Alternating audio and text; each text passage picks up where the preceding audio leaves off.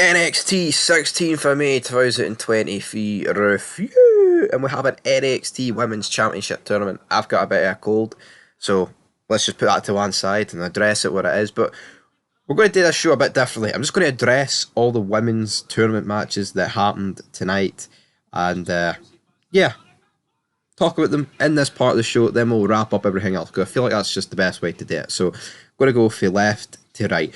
We kick off with Tiffany Stratton against Gigi Dolan. Tiffany Stratton advances, and personally, I feel like this is absolutely the right call. I think Gigi Dolan is an actual weirdo in real life. Now, does she have a big ass? No, I'm not denying that, but I think Tiffany Stratton is should be booked as strong as she can be. I feel like she is the big star that's going to come out of NXT in terms of the women.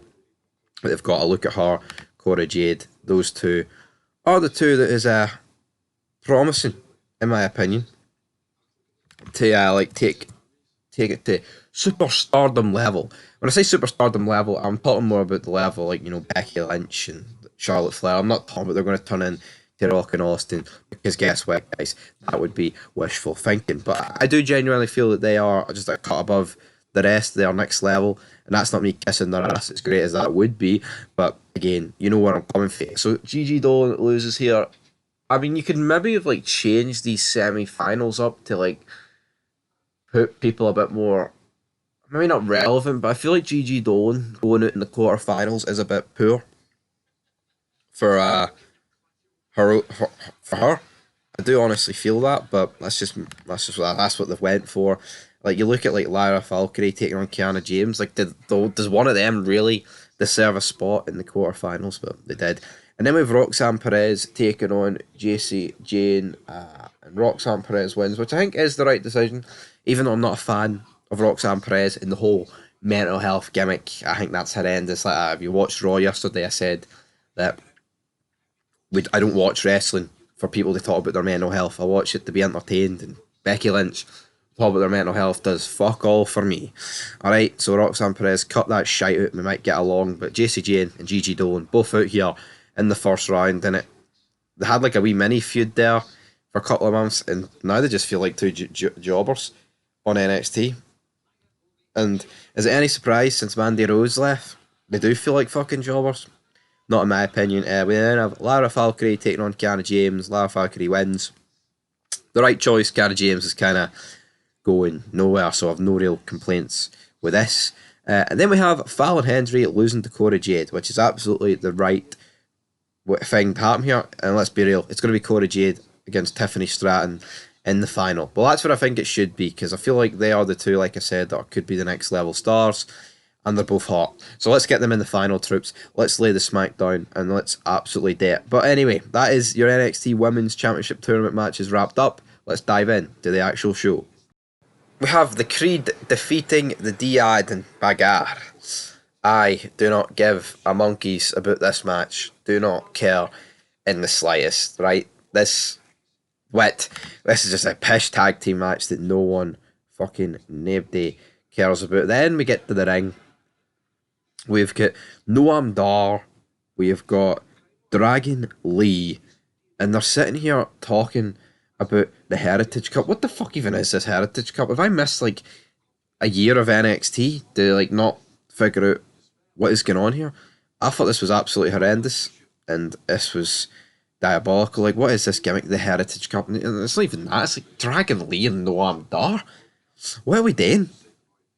Honestly, I'd love to know. Schism also throw a beatdown backstage to Wesley and Tyler Bate. We'll get to an awful segment later on where Tyler Bates speaking bagar. It's awful. But we head to Tony D and Stax. They're having a meal at the restaurant. They're basically discussing business. Stax has to go to the toilet, and as Tony D is tucking in to his lovely Italian dinner, the authorities arrive, and he gets pinched by the authorities. I love these wee vignettes backstage. I thought this was brilliant.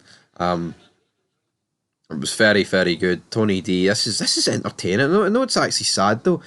See the first 8 clips I can see here on the YouTube page, it's got the least amount of views, and it's easily by far the best thing. Just shows you people that like wrestling these days are into flips, and they're not into Tony D acting like he's Tony Soprano, which is a real shame, because I feel like it should be utilised more, this, but it's not. So that sucks. But yeah, Stacks then comes out and he's like, "Where the hell is he, Tony?" He's like, "I think Mr.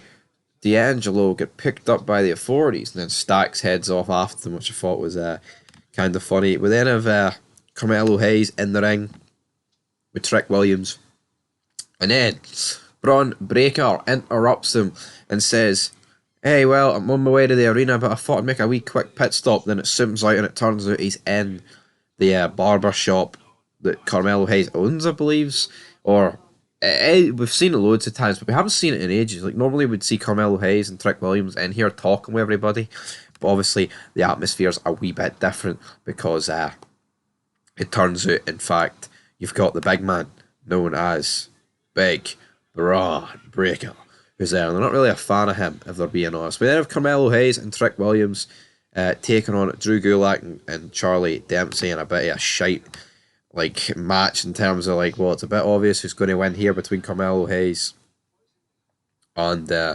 Trick Williams. Come on, guys, come on. Who are we trying to kid here? Who are we trying to kid? But we don't get the big confrontation till a wee bit later on in the show. We then have Naomi Dar running into Lash Legend and Jakota Jackson backstage. I like Lash Legend. I feel like she should be utilised a bit more. But she ain't, and I guess that's the reality that we have. Then we have Tia Hale taking on Kiana James in a match here, but where the hell is Andre Chase? It's just Duke Hudson. Andre Chase has been missing for weeks, but it seems like Chase University are getting better results. Well, they're not, because Kiana James defeats Tia Hale, which therefore just makes them even worse. As a match, for some reason, it's just started here. The match that we're talking about just started. Is that not a bit fucking creepy? It's a bit creepy if you ask me, but anyway, we have what's his name? Wesley comes out, and then he gets interrupted by Joe Gacy. Joe Gacy then talks about, "Oh well, I think you should accept my challenge." But then comes out Tyler, and Tyler baits off. He's like, "Why don't you shut up, Gacy? And Wes, I would like a shot at the title too." Then Wesley eventually agrees here to a triple threat match, but I'm just sitting here thinking, damn, this is horrendous, man. We've got a guy that just cannot talk. He looks like a fat bum. He's ugly as fuck. He's flabby. Tyler Bate looks like if someone said, draw the worst wrestler imaginable, and they drew Tyler Bate. That's exactly what you'd draw, right? And he might be another victim of 10 Reasons Why. But anyway, guess we've got to move on. And yeah, of course, JC Jane earlier did get beat by Roxanne Perez, but after the match, Gigi Dolan battered her. So the two losers are probably going to continue feuding. I don't know what they should have done with these two, but you look at some of the women that they called up to NXT, they probably should have maybe called these two up, because I think they've done all they can on this roster. They've already had their feud, and it seems like it's continuing. So what the fuck is the end game here? Honestly, I don't know. But we have Hank Walker and Tank Ledger backstage. They agree to face each other. Looks like that's going to happen next week. D-Jack's cutting a promo looking badass, and then Aja Dragunov walks in and says, "I like pain." And then basically he ties Dragunov up and starts battering him, and Dragunov's not giving in. And D-Jack's almost broken at the fact that he's not able to break Dragunov, which is, I mean, this is a decent segment, but surely these two, well, maybe not Dragunov, I'm not a fan of him, but D-Jack, he deserves a much better part on this card. He really does, but he doesn't get it. Von Wagner then saves Mr. Stone, who Big Lucha Casino, he basically just grabs him up against the fucking ladder. Whatever the hell was going on here, I'm not really too sure. Then we get a promo package about Dakota Kato. He's ready to hunt.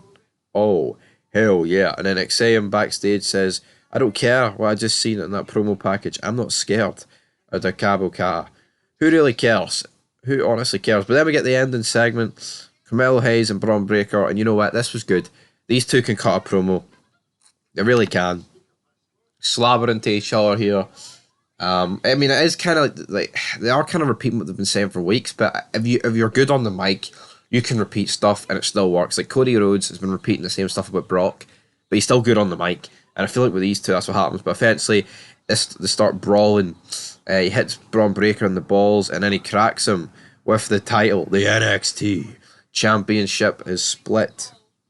Bron Breaker's boss clean in half, guys, and that is the bottom line. So, yeah, Carmelo Hayes has battered Bron Breaker. Will he get the upper hand, though, at NXT Battleground? Who knows? Who knows what's even going to happen into NXT Battleground? But with AEW to review tomorrow or tonight, whenever we're going to get it done. Until next time, folks, that's it for Fog Wrestling. I'll give this show a... I don't know what to give it.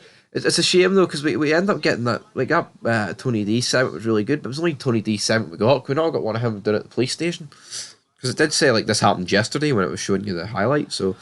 But yeah, shame that. But anyway, guys, I'm going to rate this show. I'm going to give it a 3 out of 10. Much better than Raw, but NXT is consistently the best show. Despite the fact it's full of, like, fucking, like, practically no stars. It's the most well-written, and it's got the best vignettes and fucking, like, segments. It really does.